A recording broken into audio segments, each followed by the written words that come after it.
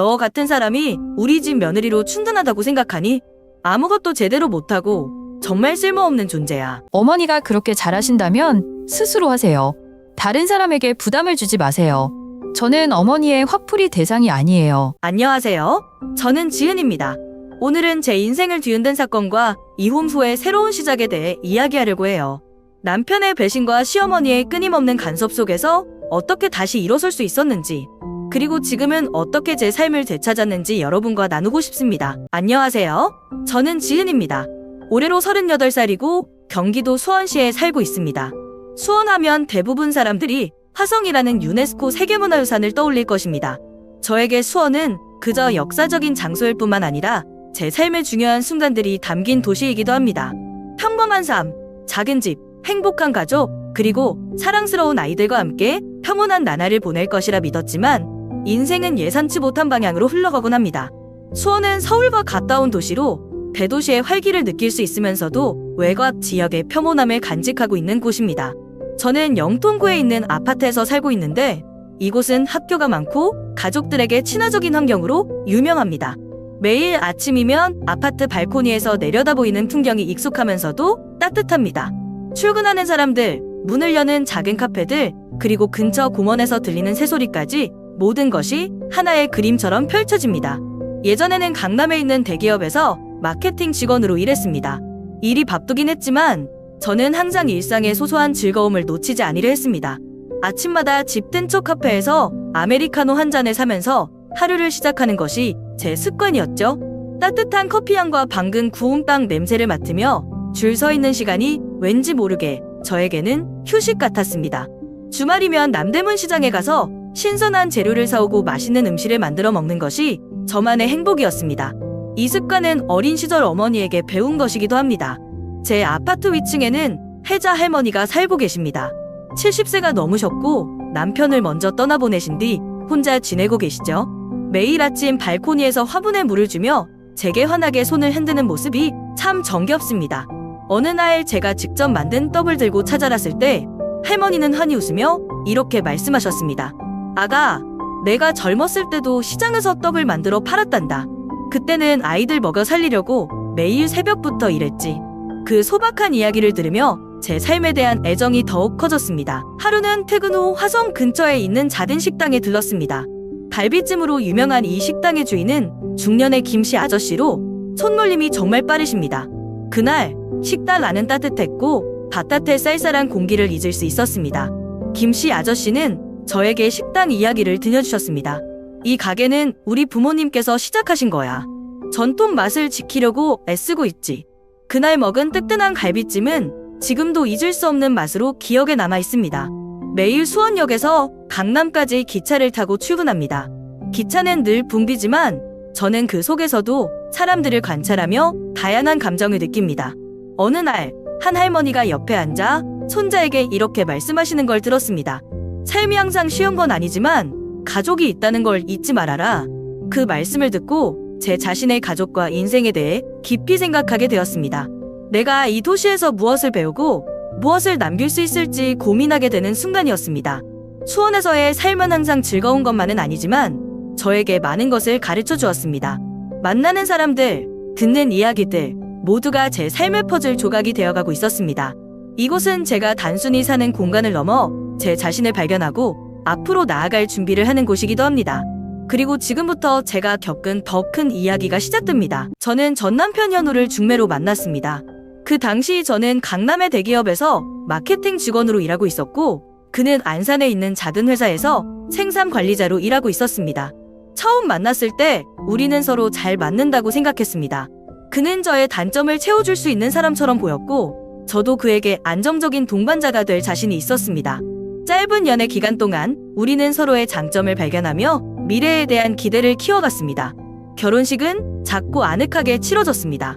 양따 가족과 가까운 친구들만 초대해 웃음꽃이 피는 하루였죠. 그날 저는 새로운 시작에 대한 설렘과 약간의 두려움을 동시에 느꼈습니다. 이 사람이 내 인생의 반려자가 맞을까? 라는 질문이 머릿속을 스치기도 했지만 곧 이내 사라졌습니다. 현우는 듬직했고 그의 눈빛에서 진심을 느낄 수 있었기 때문입니다. 하지만 결혼 후 현실은 제가 기대했던 것과는 많이 달랐습니다. 현우의 어머니인 수진 씨는 첫 만남부터 저에 대한 불만족스러운 태도를 숨기지 않았습니다. 결혼 준비 과정에서도 여러 번 의견 충돌이 있었지만 저는 이를 시어머니의 긴장과 부담으로 이해하려고 노력했습니다. 그러나 결혼 후 그 긴장이 풀릴 것이라는 제 기대는 완전히 빗나갔습니다. 결혼 첫날부터 수진 씨는 제가 아침 식사를 준비해야 한다고 요구했습니다. 문제는 현우가 원래 아침을 거의 먹지 않는 사람이었다는 것이었습니다. 처음에는 간단한 밥과 국을 준비했지만 수진 씨는 요즘 며느리들은 너무 게으르다며 불만을 표했습니다. 그녀는 제가 강남의 대기업에서 일한다는 사실조차 무시하고 아내로서의 역할에 충실해야 한다고 끊임없이 말씀하셨습니다. 심지어는 현우와 저의 직업을 비교하며 우리 아들이 내 남편인데 내가 더 좋은 직장에서 일하면 남자가 기가 죽는다는 말을 하셨습니다. 그 말은 저를 깊이 상처 입혔습니다. 저는 제 커리어를 열심히 쌓아왔고 그 노력조차 인정받지 못하는 느낌이 들었습니다. 처음에는 수진 씨의 말과 행동을 이해하려고 노력했습니다. 하지만 그녀의 말투와 태도는 점점 더 간압적이 되었고 마치 제가 현우와의 결혼 생활에 적합하지 않은 사람처럼 느끼게 만들었습니다. 특히 아이 문제에 대해 결혼 초기부터 아이를 가지라는 압박이 시작되었습니다. 그 당시 저는 업무가 매우 바빴고 결혼 생활에 적응하기에도 벅찼지만 그녀는 그것을 이해하지 못하셨습니다. 결혼 1주년 즈음 저는 점점 지쳐가고 있었습니다. 현우와 저는 서로에 대한 사랑은 있었지만 그의 어머니와의 갈등은 점점 우리의 관계에 영향을 미치기 시작했습니다. 현우는 어머니와의 문제에서 중립을 지키려 했지만 그게 오히려 저를 더욱 고립되게 만들었습니다. 현우의 업무는 시간이 갈수록 더 바빠졌습니다. 승진을 위해 주말에도 추가 근무를 하고 출장도 잦아졌습니다. 저는 그가 가족을 위해 열심히 일하고 있다는 것을 이해하려고 했습니다. 하지만 그의 부재는 저를 점점 더 외롭게 만들었습니다. 추석과 같은 명절은 저에게 더욱 힘든 시간이었습니다. 명절에 가족이 함께 모여야 할 때 현우는 출장 중이거나 일에 매달려 있었고 저는 혼자 시어머니 수진 씨의 비판을 감당해야 했습니다. 며느리가 명절 준비를 제대로 못하면 집안의 격이 떨어진다. 우리 아들이 일을 이렇게 열심히 하는데 너는 무엇을 하고 있느냐. 그녀의 말은 매번 저를 무력감에 빠지게 했습니다. 현우와의 감정적인 거리는 점점 더 벌어졌습니다. 결혼 초기에는 퇴근 후 서로의 하루를 이야기하며 웃던 시간이 있었지만 어느 순간부터 그런 대화는 사라졌습니다. 그는 퇴근 후에도 휴대폰으로 이메일을 확인하거나 업무 관련 통화를 했고 저는 혼자 저녁을 먹는 일이 많아졌습니다. 작년 제 생일은 그런 변화를 여실히 보여주는 날이었습니다. 그날 저는 현우가 바쁜 일정을 잊고 있다고 생각하지 못하고 기대감에 차 있었습니다. 하지만 그는 예상치 못한 출장 때문에 제 생일을 깜빡했습니다. 저는 실망감을 감출 수 없어 조심스럽게 말을 꺼냈습니다. 오늘은 내 생일인데 그걸 잊어버려서 정말 속상해. 현우는 짧게 한숨을 쉬더니 말했습니다. 내가 이렇게 열심히 일하는 건 우리의 미래를 위해서야. 그 후로는 아무런 말도 없었습니다. 그의 태도는 제가 느끼는 내로움을 더욱 깊게 만들었습니다. 명절의 풍경은 항상 같았습니다. 현우 없이 저는 혼자 명절 음식을 준비했고 수진 씨의 불만을 감내해야 했습니다. 아직도 아이가 없어서 그런지 이 집안의 명절 분위기가 부족하네. 그녀의 말은 매번 저를 찌르는 비수가 되었고 저는 점점 명절이 두려워지기 시작했습니다. 한 번은 현우와 진지하게 대화를 시도한 적이 있었습니다. 현우, 우리 이렇게 계속 떨어져 지내면 서로에게 무관심해지는 것 같아. 조금만 나와 함께 보내는 시간을 늘리면 좋겠어. 그는 잠시 생각하더니 이렇게 대답했습니다. 나도 너의 마음은 이해하지만 지금 이 시기를 잘 보내야 우리가 안정적인 미래를 만들 수 있어. 그의 말은 합리적으로 들렸지만 제 마음은 공허함으로 가득 찼습니다. 혼자 있는 시간이 많아지면서 저는 점점 더 고립감을 느꼈습니다. 결혼 생활이라는 것은 두 사람이 함께 만들어가는 것이라 믿었지만 지금의 우리 관계는 마치 평행선을 달리는 기차 같았습니다. 현우와의 대화는 의무적인 인사말로 줄어들었고 감정적인 교류는 거의 사라졌습니다. 매일 반복되는 일상 속에서 제 마음은 점점 더 지쳐갔습니다.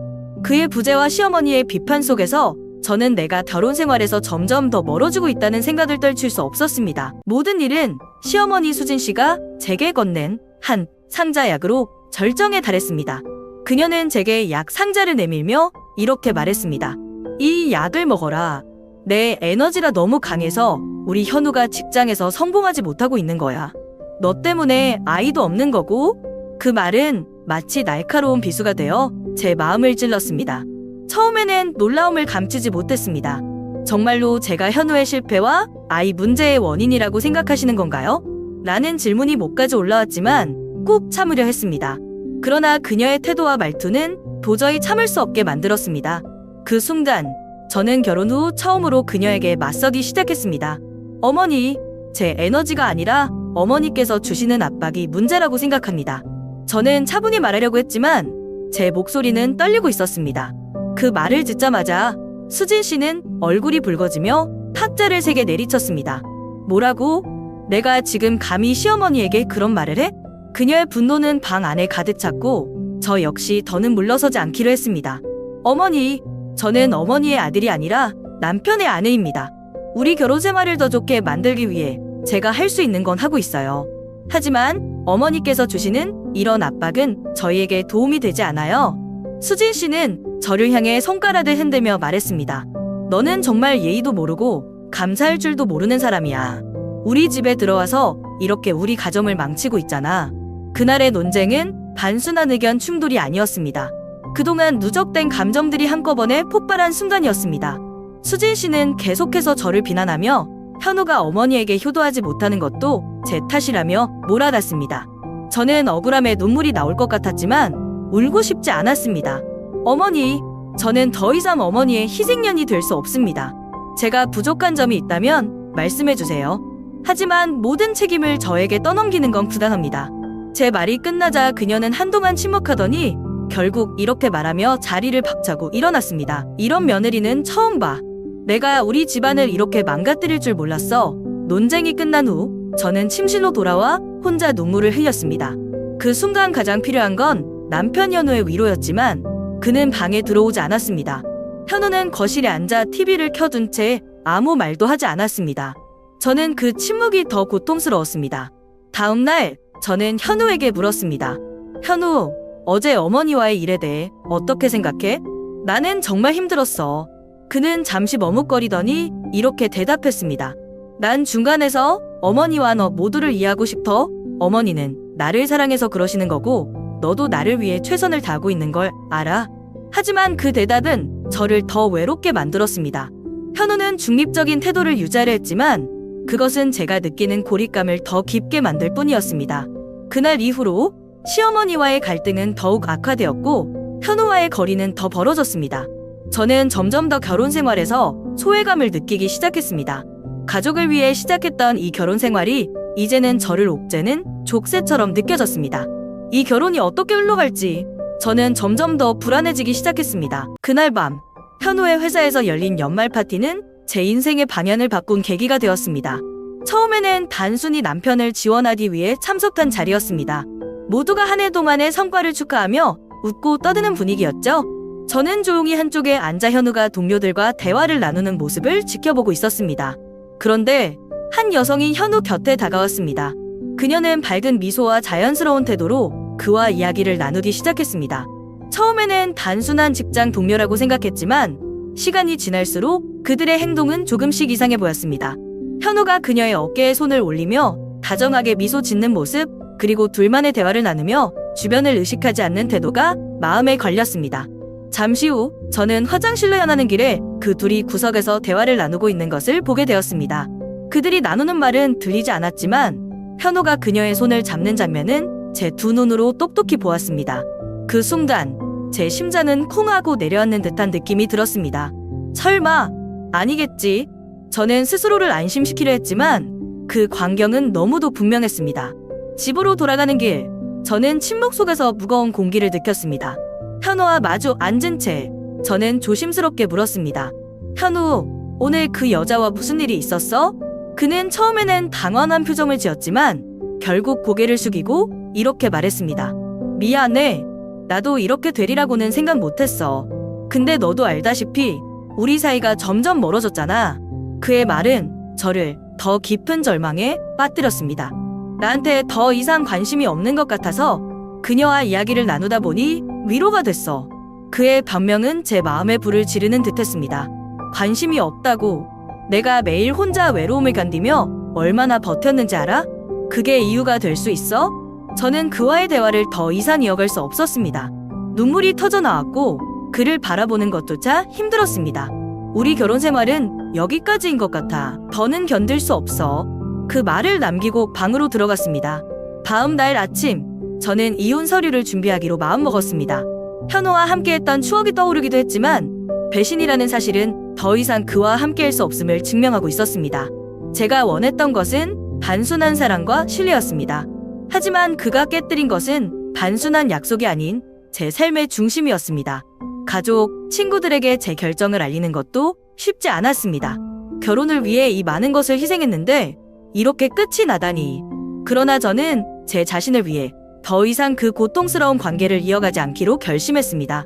이혼은 쉽지 않은 과정이었습니다. 법적 절차와 주변의 시선 속에서 저는 점점 더 제 자신을 잃어가고 있는 듯한 기분이 들었습니다. 하지만 한편으로는 이 모든 것이 끝난 후에 찾아올 자유에 대한 희망도 있었습니다. 이제는 나를 위한 삶을 살자. 그날 밤, 저는 처음으로 일기장에 제 심정을 적었습니다. 그 글들은 제게 치유의 시작이 되어주었고 새로운 삶을 향한 작은 발걸음을 내딛는 데 도움을 주었습니다. 이혼 후 첫날들은 정말 끔찍했습니다. 모든 것이 낯설고 모든 시선이 저를 비난하는 것처럼 느껴졌습니다. 가족들 중 일부는 이해하는 듯했지만 많은 친척들은 제 선택을 곱지 않은 시선으로 바라봤습니다. 결혼을 지키지 못한 여자는 실패한 여자야 라는 사회적 편견은 저를 더욱 숨막히게 만들었습니다. 동네 사람들의 수군거림과 이혼 여성에 대한 차가운 시선은 매일 저를 짓눌렀습니다. 하지만 시간이 흐르면서 저는 깨닫게 되었습니다. 이제는 타인의 시선이나 사회의 기준이 아닌 저 자신을 위한 삶을 살아야 한다는 것을요. 눈물로 지새운 밤이 많았지만 저는 조금씩 강해지기로 결심했습니다. 이혼 후 저는 북한산 국립공원의 등산 동아리에 가입했습니다. 처음에는 단지 시간을 보내기 위해 시작한 것이었지만 산을 오르며 느끼는 땀과 성취감은 제가 잃어버렸던 자신감을 되찾는 데 큰 도움이 되었습니다. 정상에 올랐을 때 마주하는 광활한 풍경은 제게 이렇게 속삭이는 것 같았습니다. 너는 이만큼 올라왔어. 앞으로도 올라갈 수 있어. 동아리에서 만난 사람들은 저에게 따뜻함과 위로를 주었습니다. 그들은 제가 과거에 무슨 일이 있었는지 묻지 않았고 그저 현재의 저를 있는 그대로 받아들여 주었습니다. 함께 산을 오르고 나누는 소소한 대화 속에서 저는 조금씩 웃음을 되찾았습니다. 등산 외에도 저는 새로운 취미를 찾기 위해 홍대의 작은 카페에서 바리스타 수업을 듣기 시작했습니다. 에스프레소의 향과 라떼 아트를 배우는 과정은 저를 새로운 세계로 이끌었습니다. 제가 만든 커피 한 잔으로 누군가의 하루를 밝게 만들 수 있다는 사실은 큰 기쁨이 되었습니다. 또한 저는 일기를 쓰는 습관을 다시 시작했습니다. 종이에 펜을 대고 마음속 깊은 곳에 담긴 이야기를 꺼내는 것은 치유의 과정이었습니다. 때로는 글을 쓰며 눈물을 흘리기도 했지만 그 눈물은 제 상처를 치유하는 약이 되어주었습니다. 어느 날 남대문 시장에서 잔을 보던 중 우연히 전 시어머니인 수진 씨를 마주쳤습니다. 그 순간 저도 모르게 몸이 굳어졌습니다. 또 나를 비난하시려는 건가? 라는 생각이 머릿속을 스쳤습니다. 하지만 예상과는 달리 그녀는 제게 다가와 손을 꼭 잡았습니다. 지은아, 내가 잘못됐구나. 현우도 이제 자신의 잘못을 깨달았어. 하지만 내가 알기에 너는 너무 많은 상처를 받았겠지. 그녀의 말은 진심이 담긴 듯했지만 저는 아무 말도 하지 않았습니다. 그저 고개를 숙이고 자리를 떠났습니다. 뒤돌아보지 않고 걷는 동안 저는 깨달았습니다. 이제는 과거가 아닌 앞으로의 삶을 바라봐야 한다는 것을요. 그날의 만남은 제게 또 다른 전환점이 되었습니다. 더 이상 과거의 상처에 머물지 않고 새로운 삶을 시작해야 한다는 다짐을 하게 되었습니다. 이제는 작은 행복을 소중히 여기고 스스로를 사랑하는 법을 배우며 살고 있습니다. 지금 저는 수원의 작은 아파트에서 혼자 살고 있습니다. 결혼 생활이 끝난 후 처음에는 외로움이 두려웠지만 이제는 혼자 있는 시간이 주는 자유와 평화를 즐기고 있습니다. 아침에 일어나 커튼을 열면 들어오는 따스한 햇살과 함께 시작되는 하루가 더없이 소중하게 느껴집니다. 아파트 근처의 작은 카페에서 커피 한 잔을 마시며 지나가는 사람들을 바라보는 것, 도서관에서 좋아하는 책을 읽으며 조용히 시간을 보내는 것, 이 모든 것이 이제는 저를 미소 짓게 하는 일상의 소소한 기쁨이 되었습니다.